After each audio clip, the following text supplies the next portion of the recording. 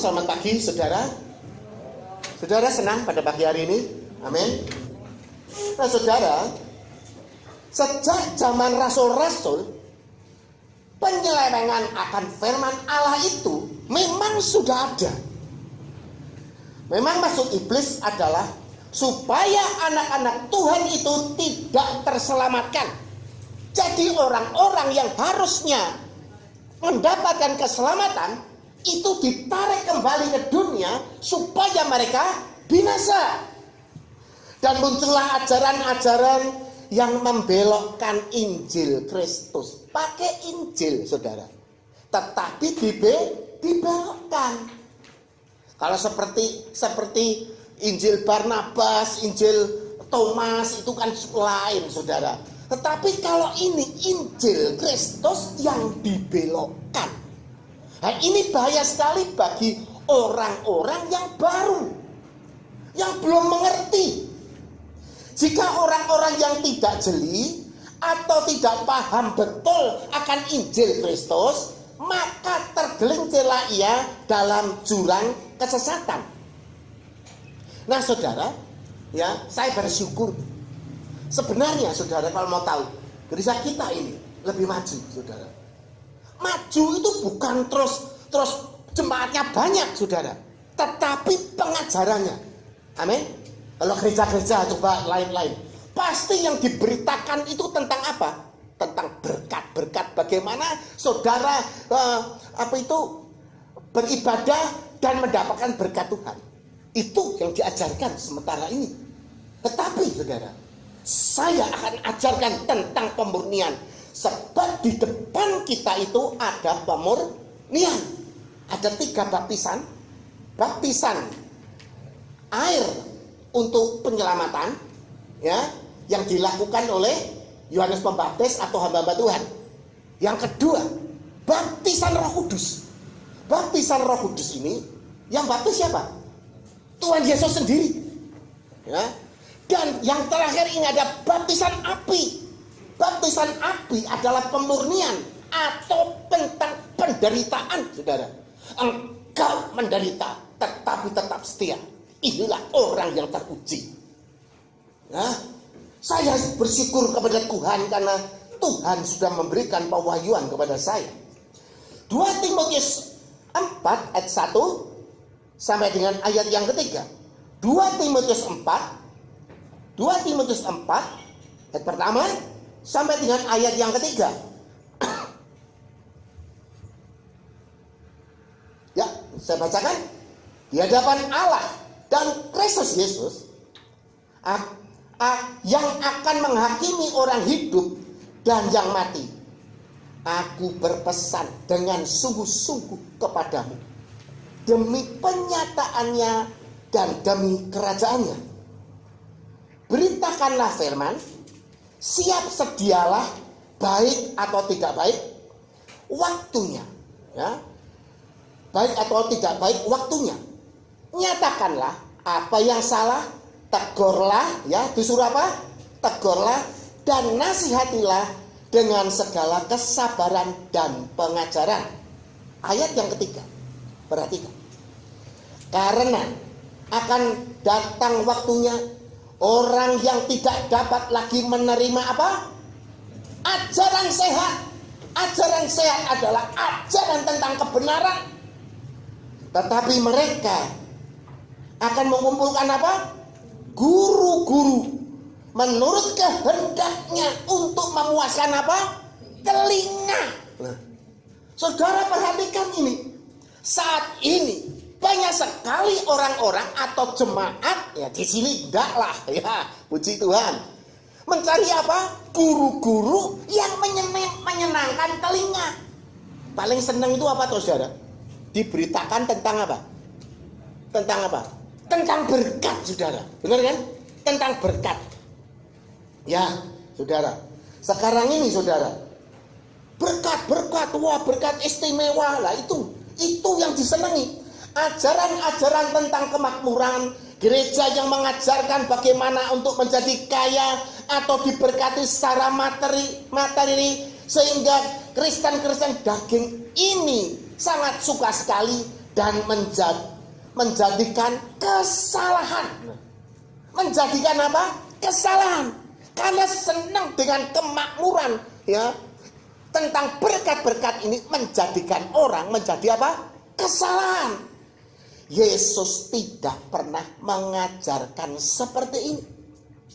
Kristen begini adalah Kristen yang bersahabat dengan dunia.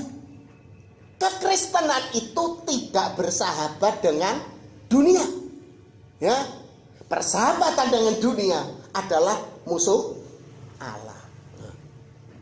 Tetapi banyak sekali, saudara, nggak jarang orang-orang yang mengajarkan bahwa gereja ini bersahabat dengan dunia. Senang nggak? Senang. Bilang tentang kemakmuran, tentang uang banyak, dapat uang banyak, telinga ini. Senang nggak? Senang. Ya. Ajaran yang sehat adalah ajaran yang sebenarnya tidak enak bagi kita. Kenapa enggak, saudara? Ajaran yang sehat itu adalah ajaran yang tidak enak bagi kita. Enggak enak. Tapi kita harus menerima. Nah ini konsekuensinya jadi orang Kristen itu seperti itu. Karena untuk mematikan daging, mematahkan hawa nafsu kita, dan semua yang enak-enak yang ditawarkan dunia ini, kita haruslah menolaknya. Padahal kita ini masih hidup dan tinggal di bumi ini. Sedangkan ajarannya sangkal diri, pikul salib, dan mengikuti jejak Tuhan Yesus Kristus. Wah, pikul salib, enak nggak? Sangkal diri, pikul salib, enak nggak? Nggak enak. Saudara, seringkali saya sudah katakan bahwa engkau sudah dibaptis apa? Air. Tanda apa? Pertobatan. Selesai nggak? Masih selamat? Ya, kemarin saya kasih contoh anak saya Bobby masuk UKDW Fakultas Komputer. Langsung dapat Eskom? Dapat gelar Eskom? Langsung? Enggak. Harus berjuang berapa? 8 semester 4 tahun. Saudara juga. Saudara. Engkau belum selamat loh. Engkau harus apa? Bukan berusaha. Saya bilang bukan berusaha. Tetapi apa? Berjuang. Berusaha itu bisa lelah. Kalau berjuang sampai titik darah penghabisan. Amin. Untuk mencapai kerajaan surga itu sulitnya setengah mati, saudara. Baru saya tahu, ya, bukan asal Kristen duduk sini 5D datang duduk dengar bayar kolektor duit, dah, enggak seperti itu. Harus diperbarui hari demi hari. Daging ini harus dikikis sampai benar-benar mati daging. Di sana, saudara, di surga, di langit baru, bumi baru, itu sudah tidak ada orang fasik, saudara. Yang ada adalah orang-orang yang hidup dalam kebenaran. Amin. Gak enak kan? Iya kan? Gak enak kan? Coba sudah teliti ajarannya yang tidak memenuhi kebutuhan kedagingannya. Ya. Semuanya, saudara, coba perhatikan. Ya, ajaran yang tidak memenuhi kedagingan ini gak enak. Enaknya yang buah berkat. Gimana dapat berkatnya? Saya bilang berkat jasmani itu adalah bonus. Amin. Berkat jasmani itu apa? Bonus. Bukan tujuan. Tujuanmu mau kemana? Ke langit baru, bumi baru, atau kerajaan surga. Bukan tentang materi. Materi itu hanya di dunia ini. Ngerti ya, saudara? Maka Yesus berkata, janganlah engkau menjadi serupa dengan dunia ini. Karena akan menjadi musuh Allah. Orang dunia pastilah yang dicari adalah kepuasan apa? Nafsu kedagingan. Ya. Kita harus menolak apa? Hawa nafsu kedagingan. Ya. Melawan dunia enggak? Melawan. tapi itu kehendak Tuhan. Nah. Kita lihat lagi Yakobus 1 ayat 14 sampai 16. Yakobus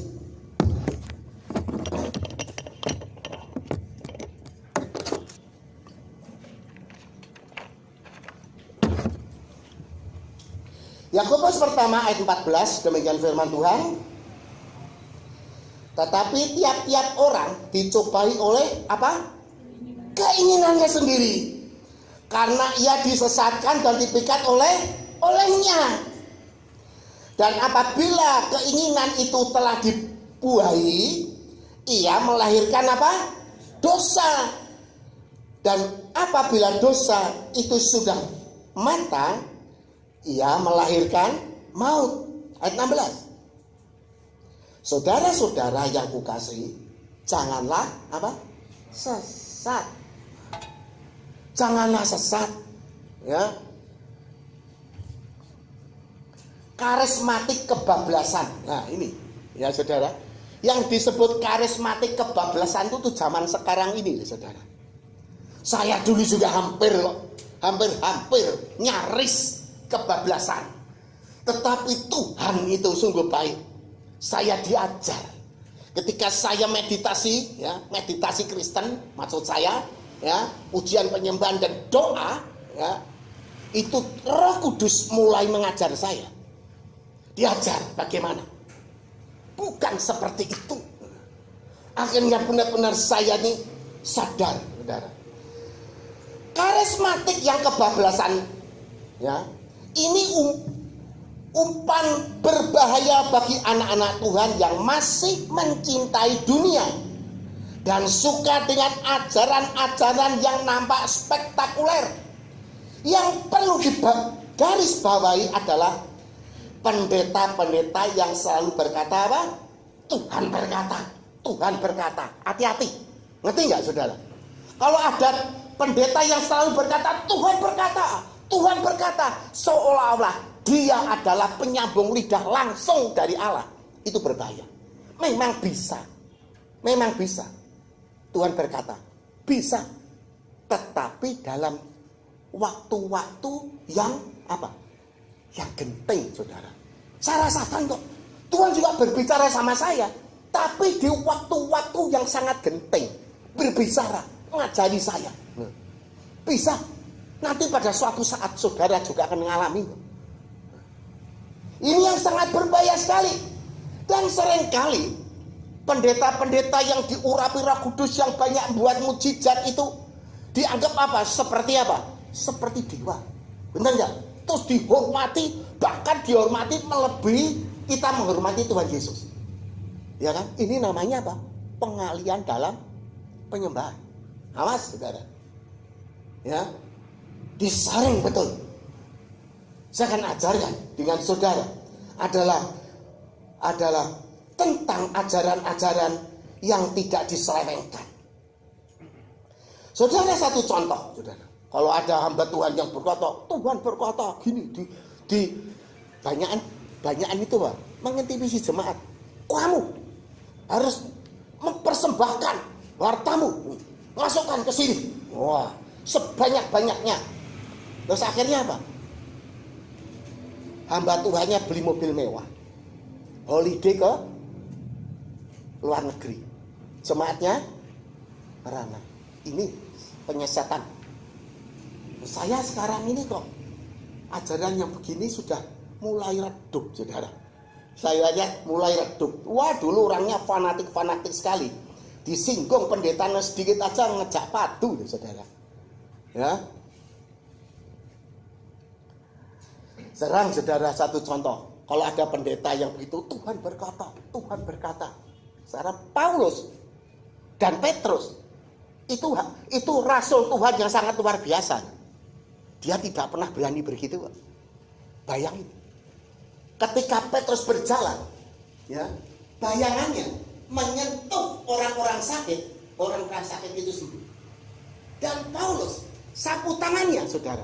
Sapu tangannya dikebut ke bas gini. Dengan orang sakit itu sembuh. Nah, kalau yang Tuhan berkata itu coba diuji. Ya, lebih loh dari Paulus, lebih loh dari Petrus. Coba bayangannya bisa menyembuhkan orang sakit enggak? Nah, gitu kan? Bener kan? Awas saudara seperti ini. Itu juga perbuatan-perbuatan daging yang akan menyelewengkan anak-anak Tuhan, sehingga anak-anak Tuhan mengasihi tentang dunia ini. Dan kita menyembah bukannya kepada Yesus, tetapi kepada hambanya. Kalau saya berkhotbah, saya sampaikan begini, terus kemana saudara? Ke Tuhan. Saya ini adalah seorang hamba. Hamba yang tidak berguna bagi Tuhan. Saya lakukan apa yang diperintahkan oleh Tuhan. Bukan semuanya untuk aku. Ini salah. Ya. Kita lihat lagi Yeremia. Yeremia 5 ayat 31.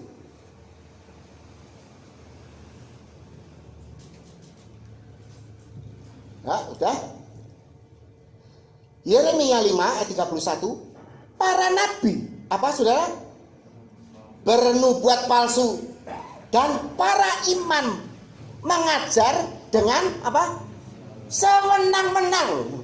Ya, nabi-nabi bernubuat palsu, para imam mengajar dengan sewenang-wenang. Dan umatku apa? Umatku menyukai saudara yang demikian. Wah, repot nggak? Ya? Nabi palsu, ya, bernubuat palsu, pendeta-pendetanya mengajar sewenang-wenang, tapi umatku apa? Menyukai yang demikian. Tetapi apakah yang akan kamu perbuat apabila datang kesudahnya? Apa saudara? Apa saudara? Ya kebinasaan. Repot kan? Ya, saya ajarkan supaya saudara ini semua yang sudah lama ikut Tuhan, engkau matamu itu jeli, bisa melihat mana yang benar dan mana yang salah, supaya engkau tidak disesatkan.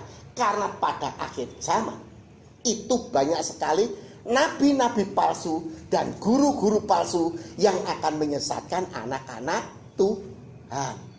Ya. 2 Korintus 11 ayat 3. Yuk kita lihat. 2 Korintus 11 ayat 3.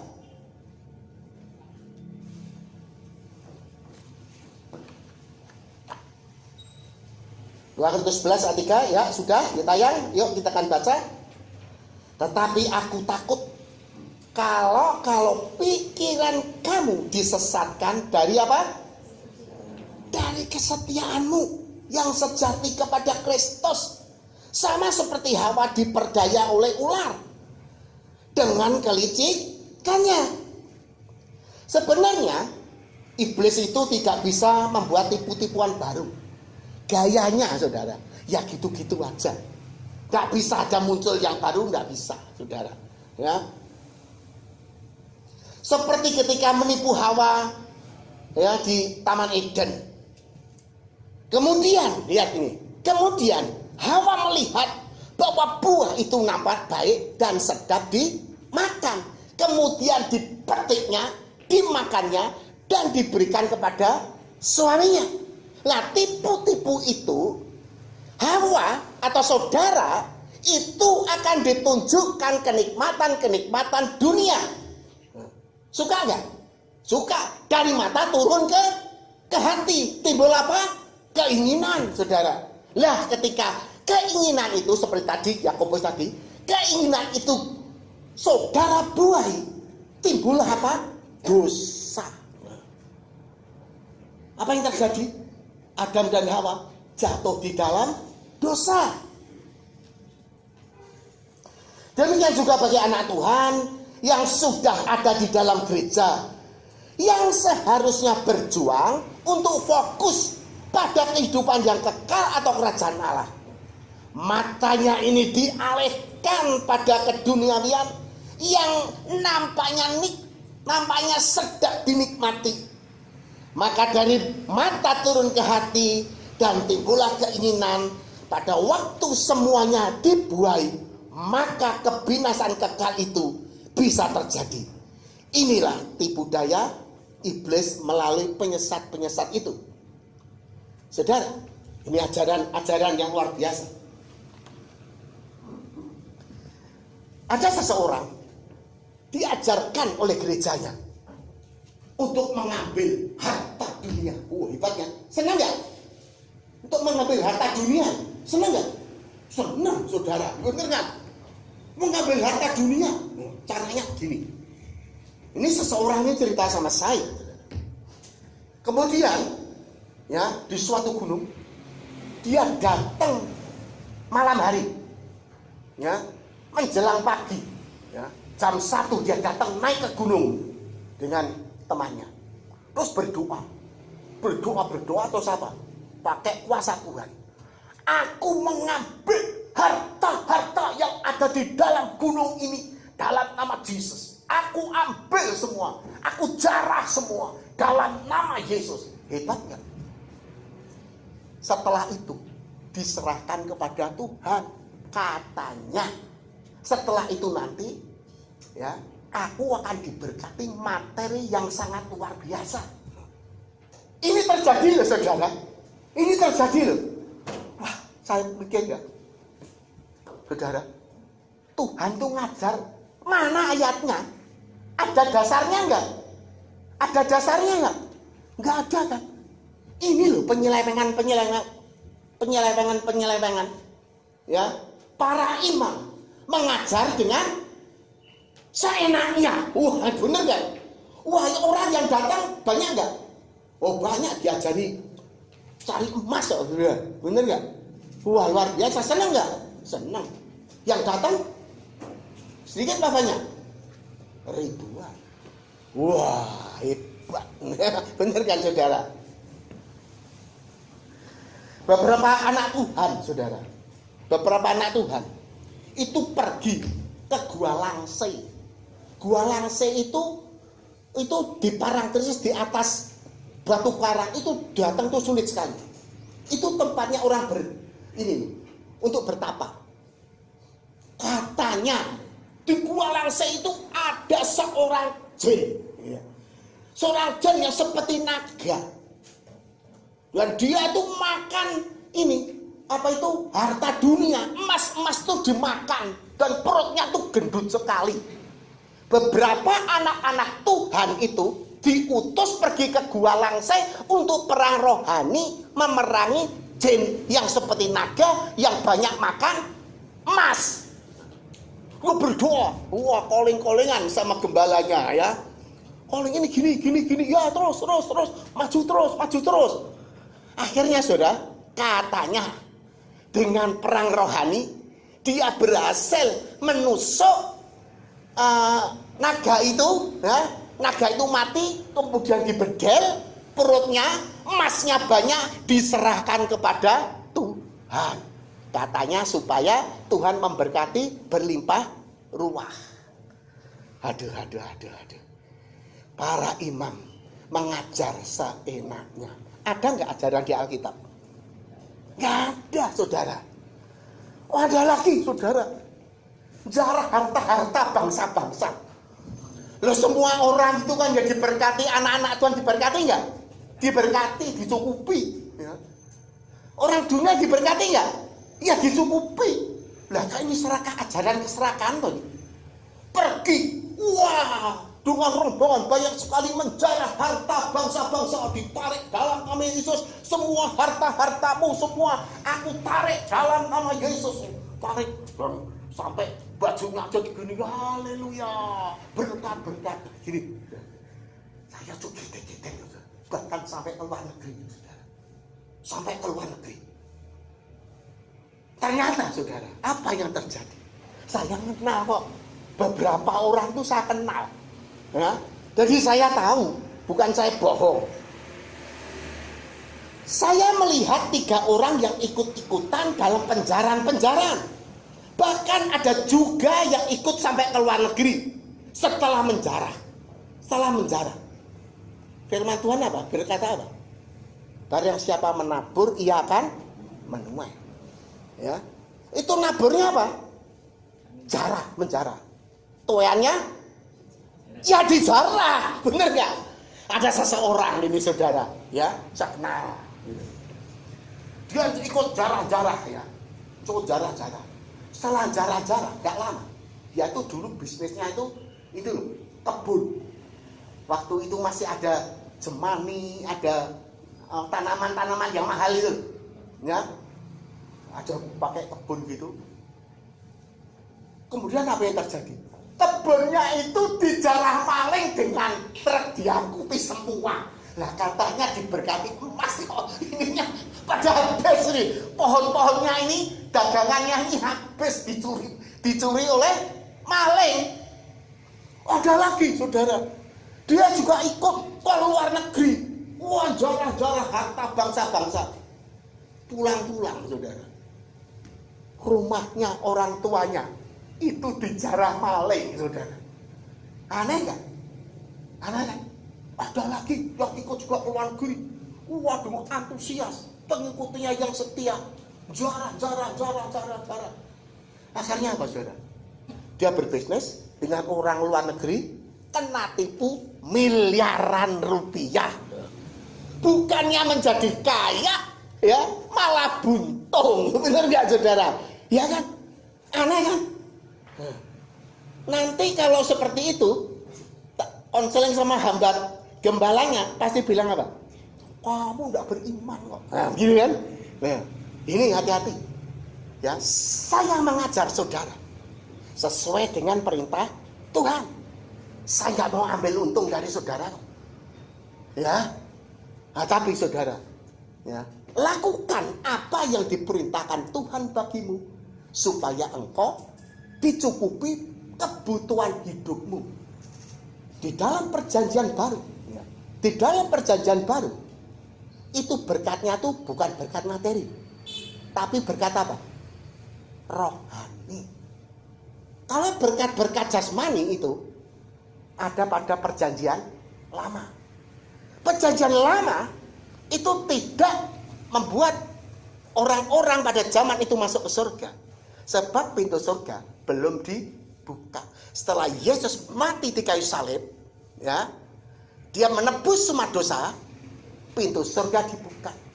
Dan berkat-berkat itu menjadi berkat rohani. Saudara bisa mencapai ke langit biru dan bumi baru, langit baru, bumi baru. Itu surga bagi kita. Ya, oke, saudara. Sudah mengerti, tujuan kita bukan materi, tetapi apa? Rohani. Ya. Yang penting itu saudara, perhatikan yang penting. Gereja ini fokusnya kepada kitab perjanjian baru. Amin. Pada apa? Kitab apa? Perjanjian baru. Perjanjian baru itu mengajarkan tentang kerohanian yang menuju ke langit baru, bumi baru. Ngerti ya saudara? Kita lihat lagi 2 Timotius 4 dan 5. 2 Timotius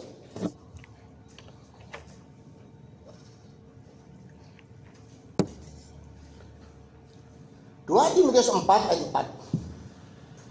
Demikian firman Tuhan. Mereka yang memalingkan telinganya dari kebenaran dan membukanya bagi apa? Dongeng. Tetapi kuasailah dirimu dalam segala hal. Sabarlah apa? Sabarlah apa? Senang apa menderita? Hah? Menderita apa senang? Hah? Menderita. Lakukanlah pekerjaan pemberitaan Injil dan tunaikan tugas pelayananmu. Ya saudara, di dunia ini adalah satu proses. Di proses itu enak enggak? Enak enggak? Enggak enak, menderita kan? Sakit kan? Nah itu proses. Orang yang diproses oleh Tuhan itu sakit setengah mati. Orang itu harus mengalami apa? Baptisan api. baptisan api, saudara. Yaitu tentang pemurnian, pengujian. Waduh, kalau dijalankan ini ya kalau saya aja ditawari gitu ya, ayo kamu dimurnikan. Wah, kok bisa jangan? Jujur saya. Ya, berat kok. Tapi perintah Tuhan dimurnikan, misalnya Bugi sekarang dimurnikan Tuhan, tawari dimurnikan, mau nggak Bu? Nggak mau. Lah daging kok, bener kan? Saya iya, beli nggak dimurnikan, mau nggak?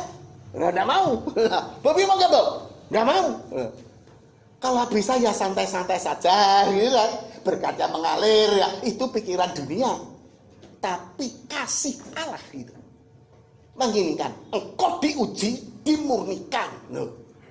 Supaya apa? Engkau mendapat hak menuju ke kerajaan Allah atau langit baru, bumi baru yang dirindukan. Amin. Itu orang pilihan Tuhan.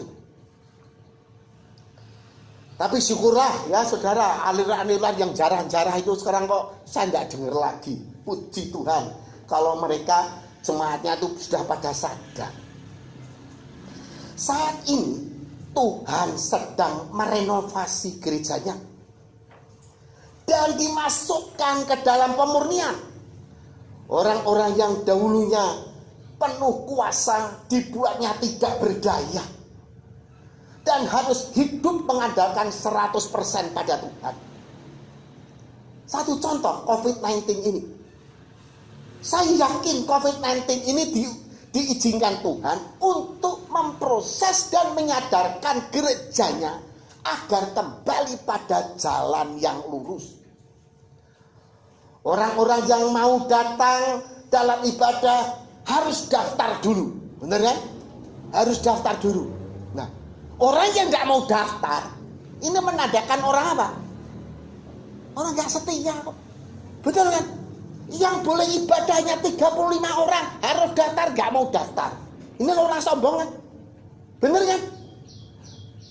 Nah, orang sombong seperti itu saudara. Ya, yang gak mau daftar, silahkan nanti nikmati nanti zaman pemurnian itu. Ya.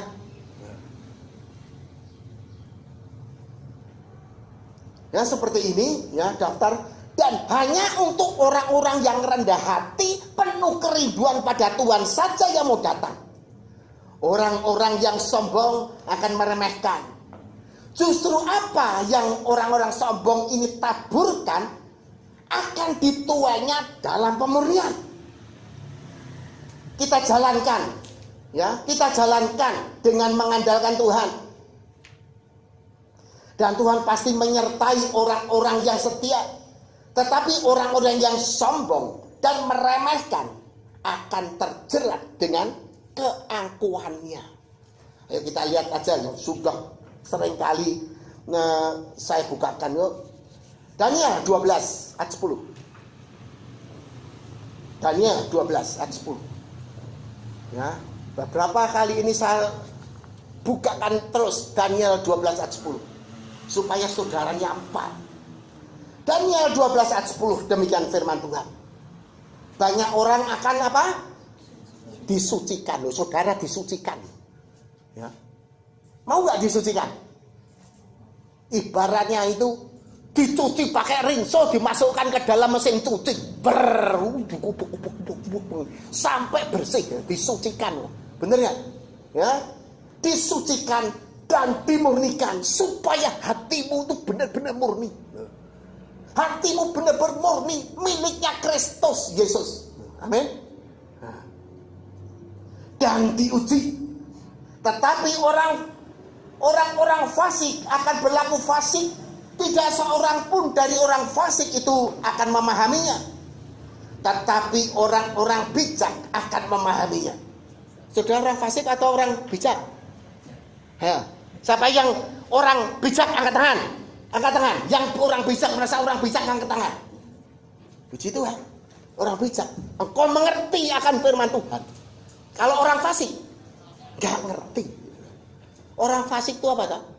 Orang yang mengerti akan firman tetapi tidak menjalankan. Itu orang fasik. Sudah nggak jalan-jalankan, apalagi males lagi, gitu. Nggak setia lagi. Wah, nah ini, saudara. Ya, saudara, perhatikan di sini. Intinya di sini. Wahyu 6 ayat 6. Wahyu 6 ayat 6.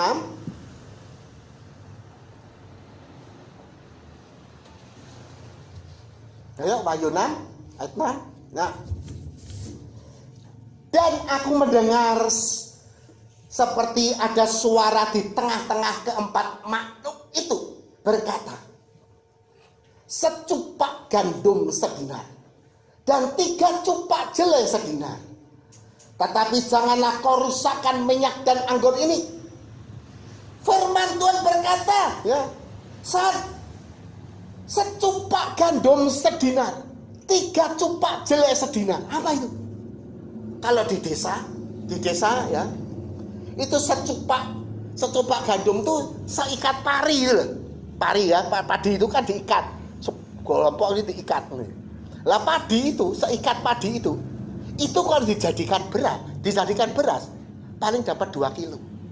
Nah, secupak gandum sedinar. Sedinar itu adalah gaji pokok orang. UMR sehari. Orang sehari bekerja hanya dapat 2 kilo beras. Sekilo berapa? 2000 berapa Mesik Mary? Berapa? 13.000. Berarti buruh kerja ngoyo-ngoyo sehari hanya dapat 26.000. Ya. Lauknya apa? Mau bayar listrik pakai apa? Ya, ngapa jangan tadi? Keadaan yang tidak enak itu di depan mata kita. Bagaimana kita menghadapinya? Dikatakan lagi seperti ini. 3 cupak jelai sedinar. 3 cupak jelai. Jelai itu makanan ternak. Telo. Ya, telo itu. 1 kilo telo itu berapa itu? 4.000. Kalau 3 berarti 12-an. Sekilo beras saja 13.000. Pas kan? Pas kan? Ya kan? Ya kan? Secupak gandum sedinar. Nah, ini lihat nih. Pas sekali. Ya, perhatikan depan kita tuh sulit. Adanya COVID-19. Ini diizinkan Tuhan untuk memurnikan jemaatnya supaya benar-benar mengandalkan hidupnya itu fokus kepada Tuhan. Berilah aku makanan hari ini secukupnya Tuhan. Sampai seperti itu loh nanti. Saya dapat dari ini, saudara.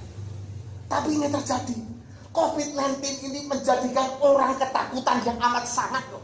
Bener nggak? Mau kerja, takut ketularan mati, nggak kerja, mati kelaparan di rumah. Bener nggak, saudara? Bingung nggak? Ya bingung setengah mati. Inilah keadaan. Inilah saatnya apa? Pemurnian. Saudara, di dalam pemurnian ini, masa pemurnian ini, kalau ada seorang hamba mengajarkan teori kemakmuran, jadi nggak? Jadi nggak? Jadi nggak? Nggak akan terjadi. Mana yang penjaraan itu? Mana yang kaya? Sekarang saya lihat beberapa orang itu hidupnya merana, punya utang, saudara. Utangnya miliaran itu. Katanya emasnya banyak, dicurahkan Tuhan dari surga karena sudah mempersembahkan emas. Nyatanya, ya, sulit, saudara. Ini, saudara, perhatikan masalah ini. Banyak anak-anak Tuhan itu akan tertipu dengan ajaran-ajaran palsu. Awas, saudara. Awas. Dikatakan lagi. Ya. Saya bacakan lagi. Dan aku mendengar seperti ada suara di tengah-tengah keempat makhluk itu berkata, secupak gandum sedinar, 3 cupak jelai sedinar. Tetapi janganlah rusakkan minyak dan anggur itu. Apa ini maksudnya minyak dan anggur? Minyak itu adalah lambang pengurapan. Pengurapan itu adalah tuntunan Roh Kudus alias orang-orang yang hidupnya dituntun oleh Roh Kudus. Dan anggur ini ya, anggur ini ibaratnya apa? Darah Tuhan, betul kan? Darah Tuhan kan? Artinya darah Tuhan itu penebusan. Orang-orang yang sudah ditebus dengan kuasa darah Tuhan dan orang-orang yang dituntun oleh Roh Kudus, Tuhan berkata apa? Jangan kau rusak. Ada perlindungan kan? Ada. Di tengah-tengah kesulitan ada perlindungan dari Tuhan. Luar biasa kan? Ini satu hiburan bagi kita. Jangan takut. Justru di dalam kesulitan ini kita akan mengalami apa? Mujizat-mujizat. Mujizat itu akan terjadi di tengah-tengah kita sudah tidak berdaya. Ngerti nggak? Nah, kalau kita masih kaya raya, masih gini-gini, masa ditolong Tuhan? Masa mujizat turun? Bisa-bisa orang-orang pada malas, ya, nggak mau bekerja tapi tunggu mujizat saja terus. Ya seperti itu. Tuhan itu memberikan apa toh? Mujizatnya dua hal. Satu mujizat dalam hikmat, ngerti nggak? Supaya ketika kita menghadapi kesulitan, ada bisa mencari jalan keluar. Yang kedua, ketika engkau menghadapi kesulitan dan engkau sudah tidak ada jalan keluar, barulah mujizat Tuhan itu turun. Amin. Nah, saya itu sebetulnya sudah mempersiapkan getong biru di belakang. Kalau nanti terjadi kelaparan yang hebat, ya, jemaat semua sudah sulit untuk makan, kita akan berdoa bersama-sama. Kita nabur beras, masuk aja itu. Kita doakan sama-sama supaya mujizat janda sarpat itu terjadi. Amin. Kalau sudah tidak ada, gimana? Ayo, benar kan? Janda sarpat itu sudah kepepet, betul? Sudah nggak ada lagi yang dimakan, nggak ada.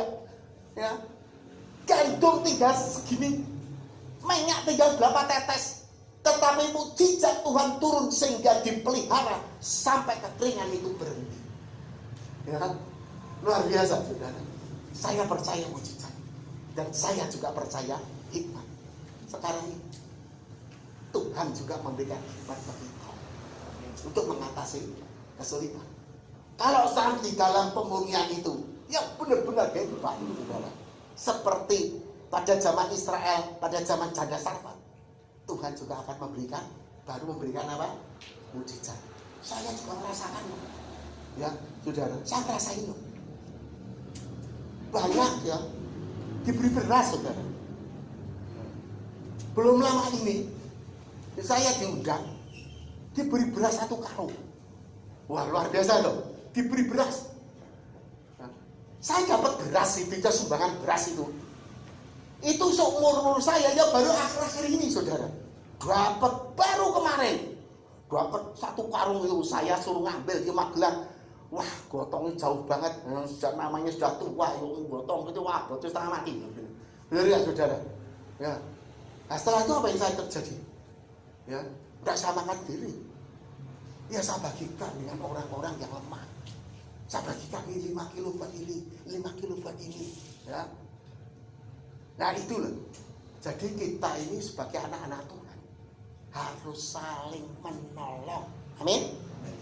Bukan hanya mau gini ditolong aja, nggak mau gini, nggak mau nolong. Itu nggak benar. Harus bertolong-tolonganlah. Amin. Ya. Supaya kita ini bisa hidup bersama-sama di tengah-tengah penderitaan, bukan egois. Amin. Saudara, ya, saudara sekarang sudah mengerti tentang ajaran-ajaran Injil yang dibelokkan. Para nabi bernubuat palsu, imam-imamnya mengajar seenaknya sendiri. Tetapi apa? Umatku apa? Suka yang demikian. Repot. Benar nggak, saudara? Oh, dihapusi seneng loh. Heran. Orang kok dihapusi seneng itu. Di PHP seneng saudara. Heran nggak saudara? Di PHP seneng. Lah nek di PHP seneng itu berarti apa? Nandakan apa? Pintar apa bodoh? Pintar apa bodoh? Hah? Pintar apa bodoh? Bukan bodoh. Goblok. Bener enggak? Bener enggak? Goblok. Bener enggak, Sa? Di PHP bola bali kok yo percaya. Aduh. Ya, kasihan betul. Ya. Awas saudara. Saya mengajar saudara. Bukan dengan Injil yang lain. Tapi Injil yang asli, yang tidak dibengkokkan. Karena kalau saya membengkokkan dan saya mencari keuntungan pribadi, nanti saya akan dihakimi oleh Tuhan. Saya nggak mau. Ya, saya tidak mau. Nah, saya akan ajarkan dengan tulus. Amin. Ayo kita bangkit berdiri.